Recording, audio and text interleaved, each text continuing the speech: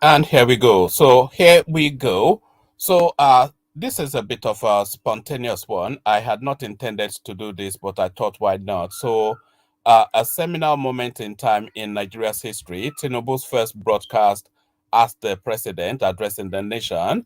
So now we go quickly then to that broadcast and we see what we're making of it. So he had this broadcast yesterday. He had this national broadcast yesterday, but I've not yet had the opportunity to have a look at it. But I thought we could have a look at it together. So here is Tinubu now addressing the nation for the first time as president. So what does he have to say?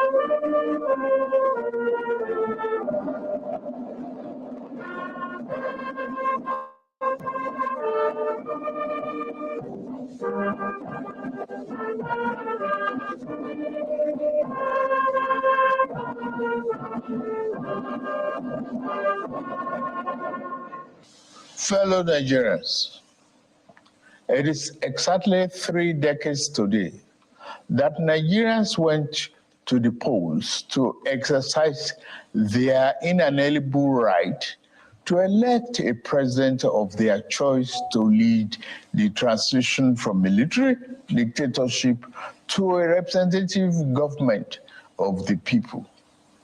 The abortion by the military fiat of the decisive victory of Chief MKO Abiola of the defunct Social Democratic Party in the June 12, 1993 presidential election.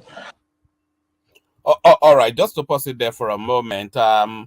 So the speech pattern of Tinubu is something that we have to mentally adjust to.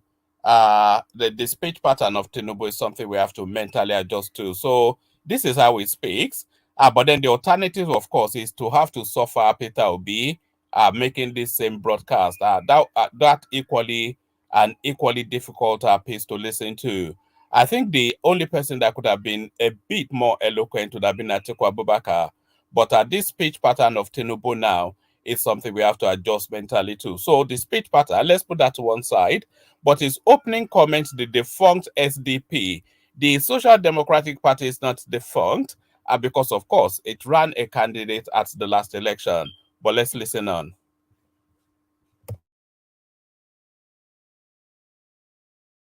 Up to that time, the fairest and the freest election in the country's political evolution turned out, ironically, to be the seed that germinated into the prolonged struggle that gave birth to the democracy we currently enjoyed since 1999.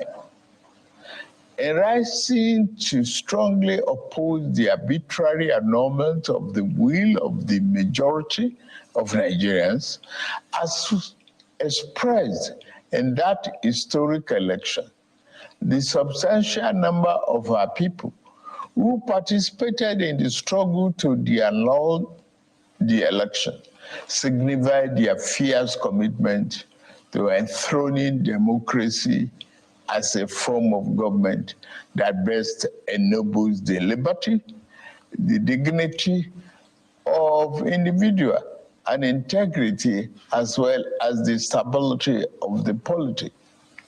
The fear support. Tinubu, of course, was central to that fight against the military that he was alluding to. So that's somewhat a pat on the back for himself. That sounds like to me. But nevertheless, he was central. You remember, of course, Tinubu during the Nadeko days. So I think he's referencing that really to reference himself and remind you really just how much he has contributed to the birthing of that democracy. But let's listen on.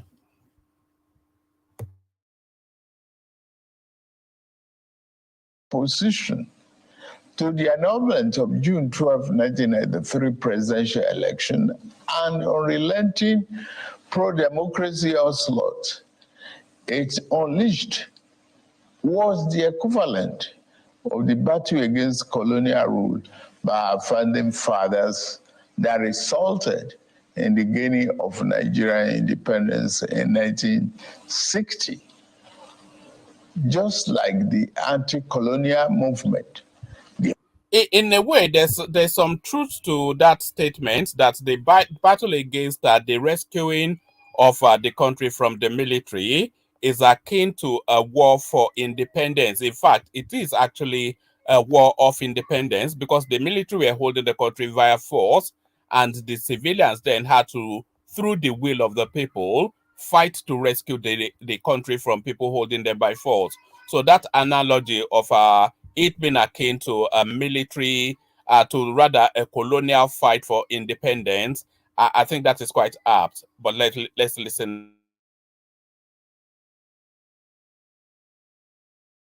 The pro-democracy June 12 vanguard demonstrated once again the enduring validity of the 19th century historian Arnold Toynbee's eternal postulation that civilization and society experience progress as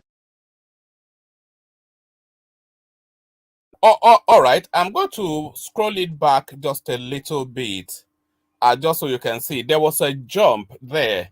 So there was a jump in that space there. So that tells you that this wasn't recorded in one take. So maybe it went to a Bula Balu moment, which they had to edit out.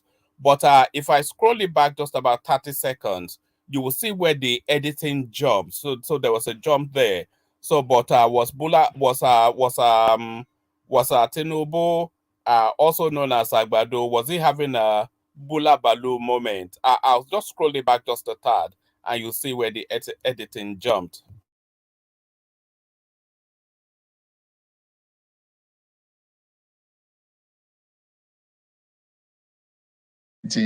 '60.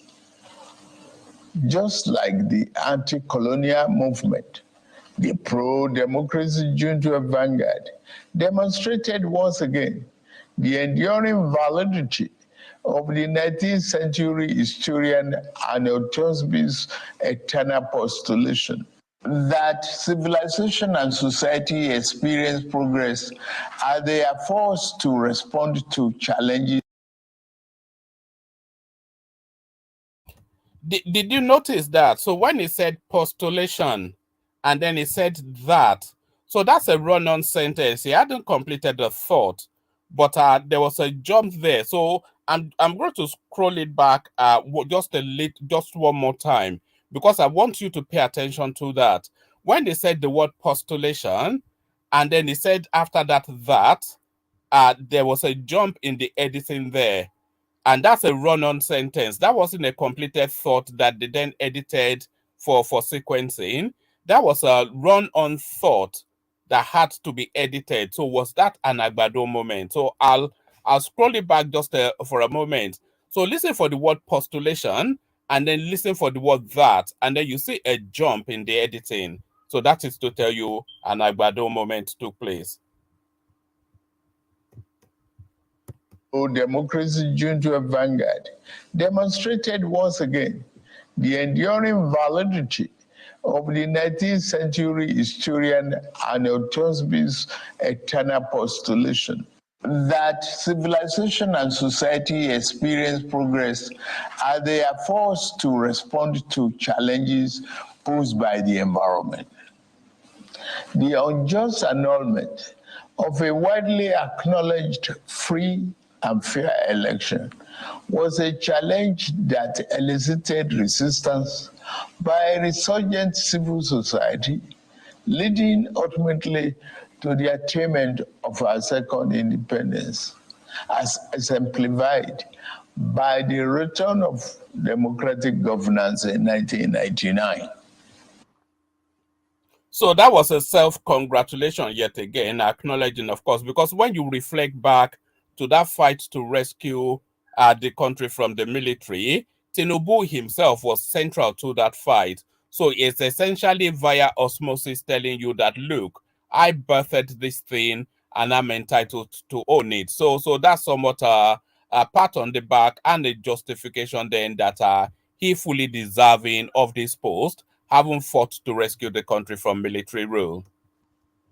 Fellow compatriots, we celebrate a day that has remained a watershed in our nation's history, not just today, but for every June 12th, for the endless future that our beloved country shall exist and work stronger and stronger.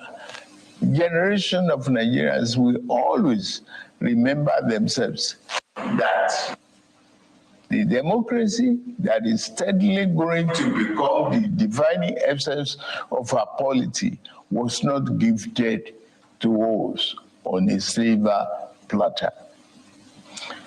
We can easily recall the sacrifice and the martyrdom of Chief M.K.O. Abiola, the custodian of the sacred mandate that was so cruelly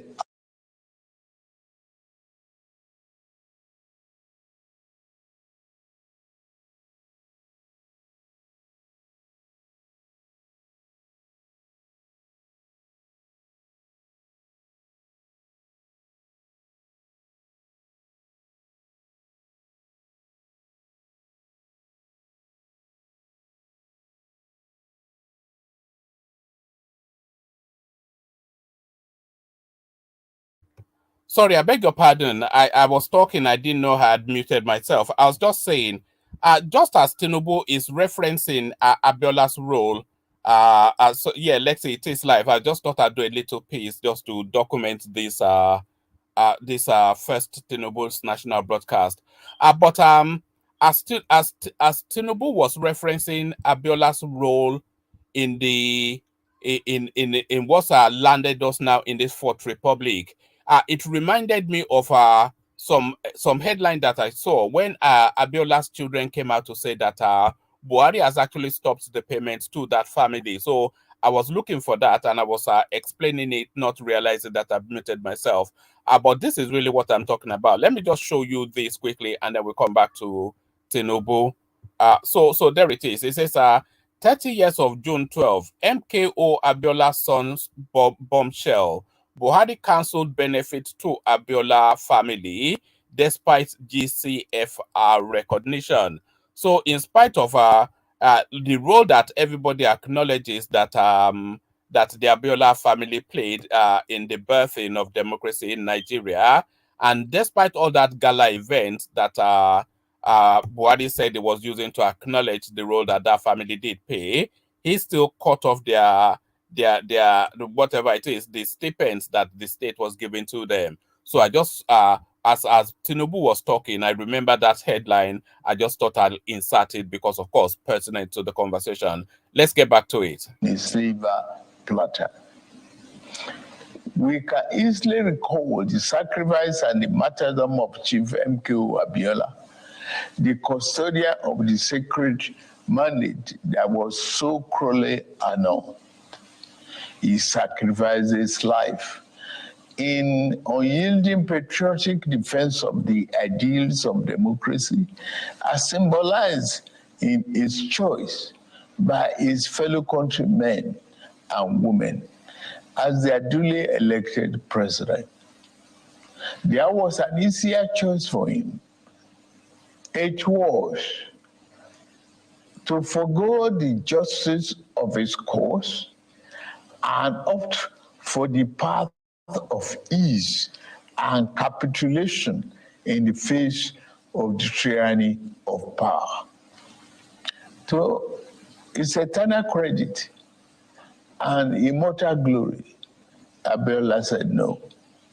He demonstrated the time-tested eternal truth that there are certain ideals and principles that are far more valuable than life itself. All right.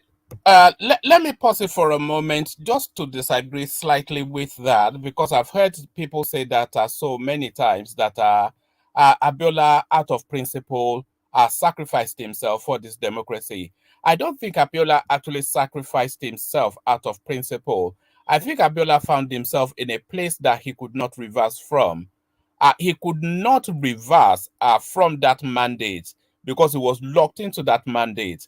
If he had reversed from that mandate, if he had capitulated, he would have lost everything. He would have lost his dignity. He would have lost the respect of everybody. He would have lost everything. So he had to stay on course with that mandate and follow it through to wherever it was going to land. And I think Abiola knew that ultimately, when he locked into that space, he ultimately knew that it was going to cost him his life. But it wasn't an act of altruism or an act of principle or an act of nationalism. It was really more a victim of circumstances. So that really is more my take of Abiola than this now grand stance that everybody attributes to him. But let's listen on. Every day on this day, down the ages, we will recall the several heroes of democracy, such as Kudirat Abiola, wife of Chief Abiola, who was brutally murdered while in the trenches fighting on the side of the people. We remember Pat Alfred Rewani, one of the heroes of our independence struggle, and Major General Shehu Musaya Adua, retired, who was silenced by the military junta while in pursuit of democracy. They gave their yesterday for the liberty that is ours today. The point is that we must never take this democracy for granted. We must forever jealously guard and protect it like a precious jewel. For a people can never truly appreciate the freedom and the right To be honest, that democracy was severely tested under the Buhari administration, because in the thick heart of the Buhari administration, a lot of Nigerians were looking nostalgically back to military era, because any and everything was better than what they were experiencing. Nigerians never had it as bad in the history of that country as they had under Buhari. So under the Buhari administration, that democracy was tested because a lot of people were actually anchoring, looking with nostalgia back to the military times. But let's listen on.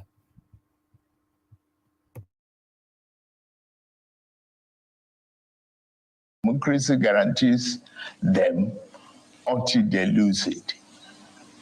We have transferred the dark, thorny part of dictatorship before, and those who experience it can readily testify to the unbridgeable gap between the dignity of freedom and the humiliation and degradation of tyranny.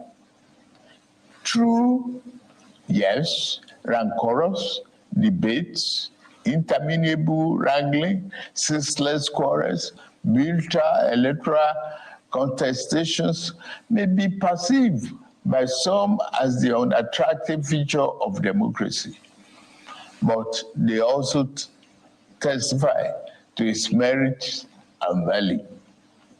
This year, we held the seventh in the cycle of elections that have become sacred ritual of our democratic practice in this dispensation since 1999. That the polls were intensely contested is in itself positive evidence that democracy is well and alive in our land.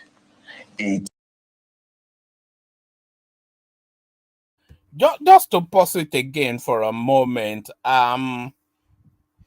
despite all the disputes about what happened, what should have happened, what could have happened, who did what, where, and when, despite all of that, what we can't say, and I don't think anybody can equivocate this, what we can't say is that this cycle of election, especially the presidential one, has been the most keenly fought yet. It has been the most keenly fought yet, with more than two people having a reasonable and a realistic and an arguable chance of becoming president. So that is what democracy is, isn't it? That people, through virtue of their following and their presentation, are able to have the chance then to govern their country. So we saw that play out in this cycle. So whether now you are saying, oh, your mandate was stolen, or I won it fairly, or I'm off to Abu Dhabi, or whatever your stance is, what we witnessed in this cycle was a keenly, heavily fought election with surprising results all the way through, with all the permutations not quite gelling, ultimately landing us with Tinubu, of course. At the process, a lot of people will quibble and a lot of people will agree that that process was not as smooth as it can be. But yet, this is probably one of the, it's certainly one of the best fought, most keenly fought election. I think we can all agree on that as a minimum. It is only natural that even as those who won and experienced victory in various elections are elated and fulfilled, those who lost are disenchanted and disappointed. But the beauty of democracy is that those who win today can lose tomorrow, and those who lose today will have an opportunity to compete and win in the next rounds of elections. Those who So actually, let him complete that sentence, and then I'll say something. cannot endure and accept the pains of defeat in elections do not deserve the joy of victory when it is their turn to triumph. So that certainly is a mission no to Peter Obi, especially. It's not even to Atiku Abubakar, because I think Atiku has more or less surrendered to his faith. But that is a mission no to Peter Obi. Enough of the noise making from the cheap seats is what your president is saying to you. Enough of the noise making from the cheap seats. Above all, those who disagree with the outcome of the elections are taking full advantage of the constitutional provisions to seek redress in court. That is one of the reasons why democracy is the best form of government invented by man. For Chief M.K.O. Abiola, the symbol of this day, in whose memory June 12 became a national holiday, democracy is eternal. It is about rule of law and vibrant judiciary that can be trusted to deliver justice and strengthen institutions. It has become imperative to state here that the unnecessary illegal orders issued to truncate or abridge democracy will no. Is it just me, or does Tinubu does he speak like Dewale, who comes on this platform? Dewale, I hope you are listening. Because sometimes when I listen to Tinubu or when I listen to Dewale, it's almost like I'm listening to the same person. It's a bit like Babati and Prince Daddy. Just the similarity is just so striking. No longer be tolerated. The recent harmonization of the retirement age of the judicial officers is meant to strengthen the rule of law, which is critical pillar of democracy. The reform has just started. The democracy that will yield right dividends to the people who are shareholders means more than just freedom of choice and right to get people into elective offices. It means social and economic justice for our people. To the winner of June 12 democracy offers the best chance to fight and eliminate poverty. 30 years ago, he christened his campaign manifesto Farewell to Poverty, because he was convinced that there is nothing defined about poverty. It is a man-made problem that can be eliminated with clearly thought out social and economic policies. It is for this reason that in my inauguration address on May 29, I gave effect to the decision taken by my predecessor in office to remove the fuel subsidy, the albatross, and free up the collective use of much needed resources, which all right. I just wanted to pause it at that point.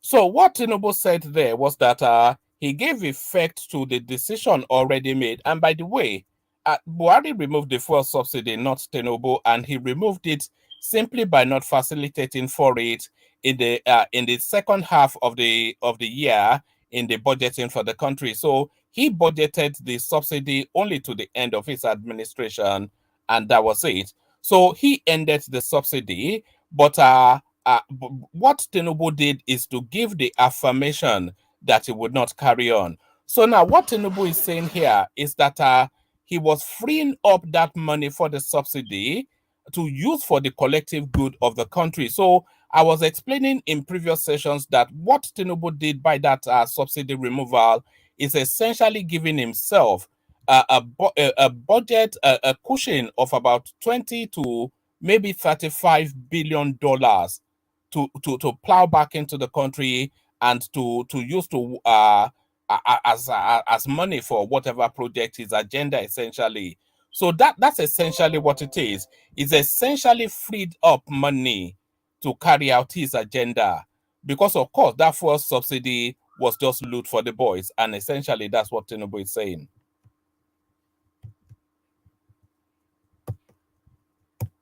had hitherto been pocketed by a few rich. I admit the decision will impose extra burden on the masses of our people. I feel your pain.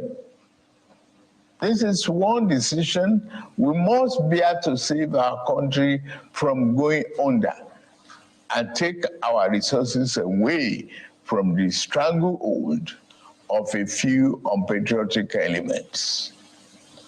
Painfully, I have asked you, my compatriots, to sacrifice a little more for the survival of our country.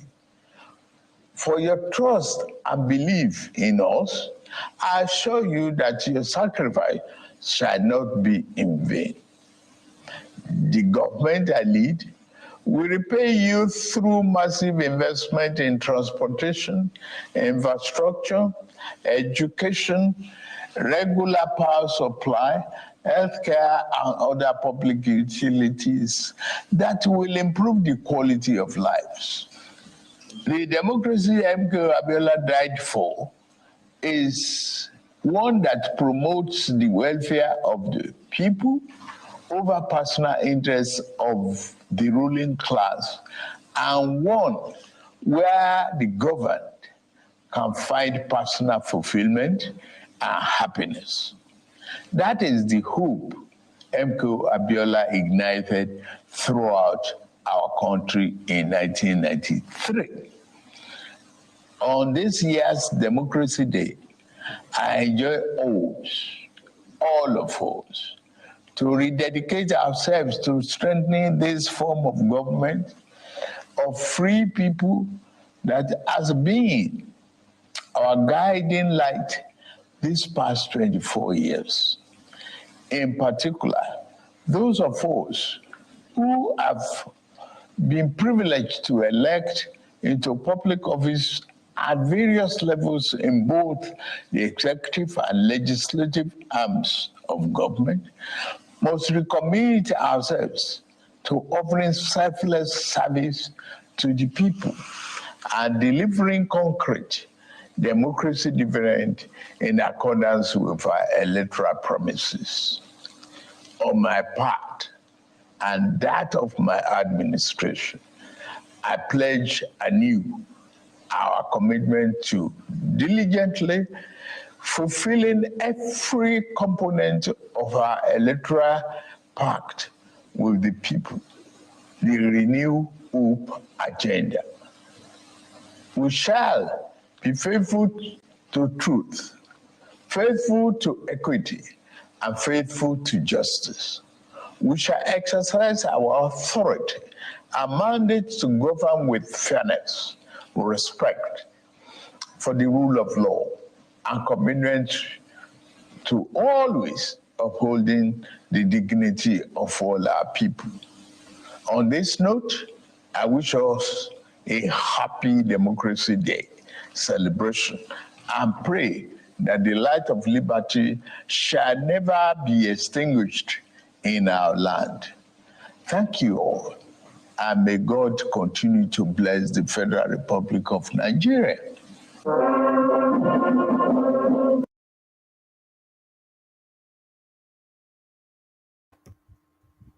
So there it is, Agbado. So there it is. So there it is. So that's Tinubu's first national broadcast to the Nigerian state. Not a lot really to unpack from that. It's just really speaking to Democracy Day.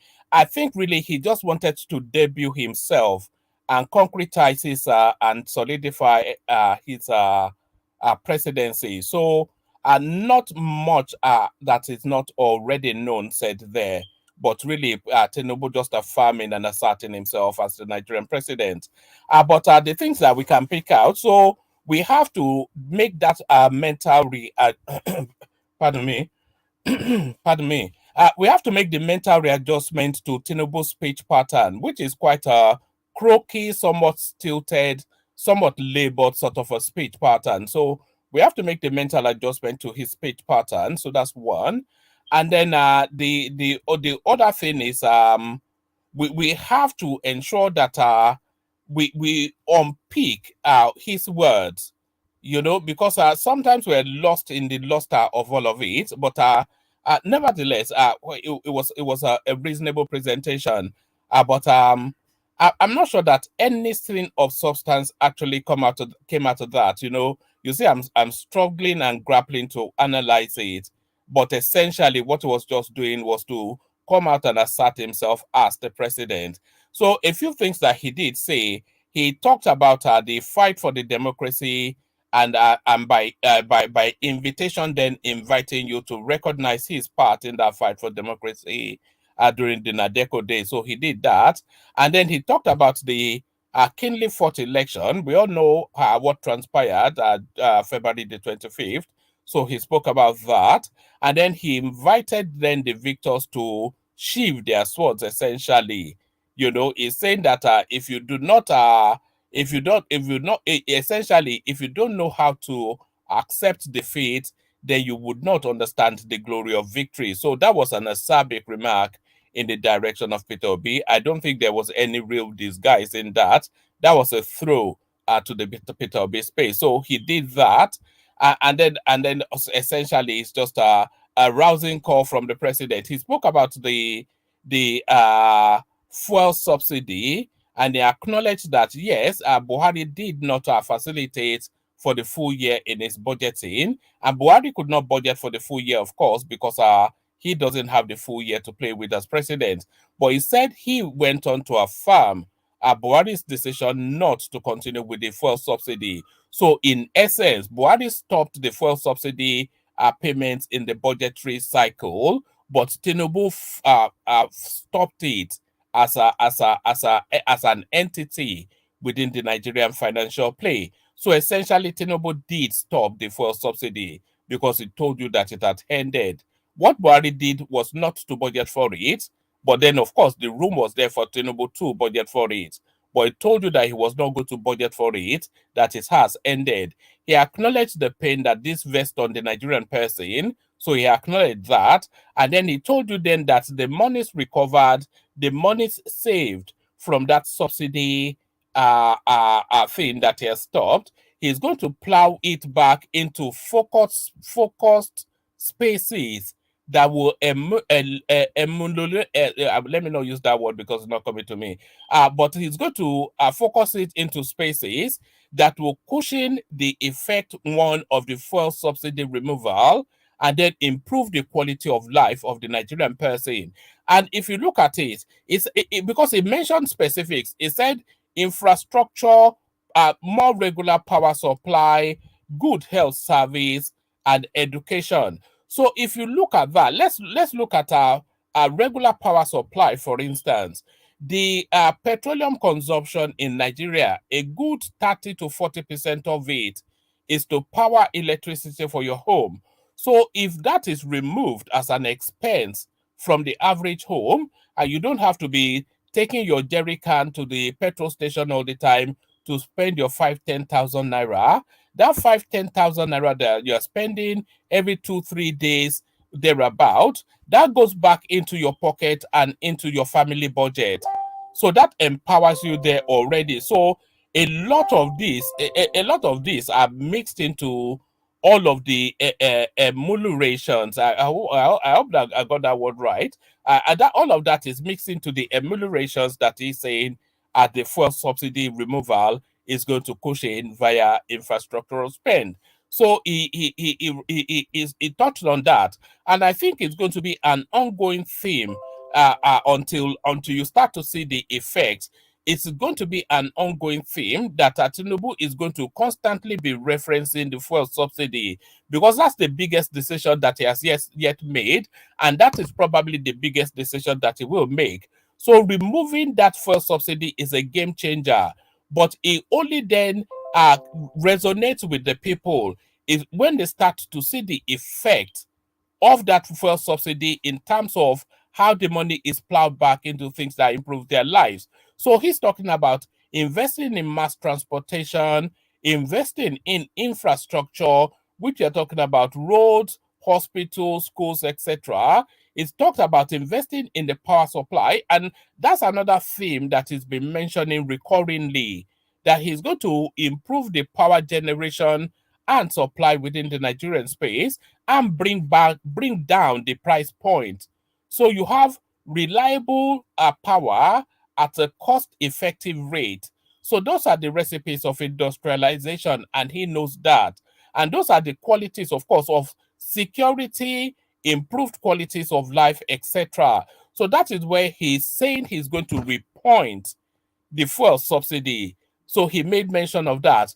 But outside of that, there wasn't anything really to come out of that. It was a 16-minute broadcast, essentially a national broadcast to the Democracy Day. So I'm not quite sure another additional day off for the Nigerian person. Not that they have any work that they're going to anyway. So I'm not quite sure where they're getting a public holiday. Everybody is on a public holiday all year round in Nigeria. But that is the essence of it, really. So a national broadcast by Tinubu just to solidify his position and assert his authority as the Nigerian president. So let me round it off before I start to ramble. But what are you making of it? Tinubu's first debut.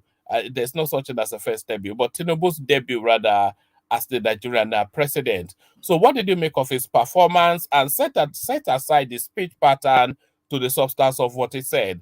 Come share thoughts about all this with me in the comment section. So, I leave it here. Carry the conversation on with you in the comment section. But here, I say, peace.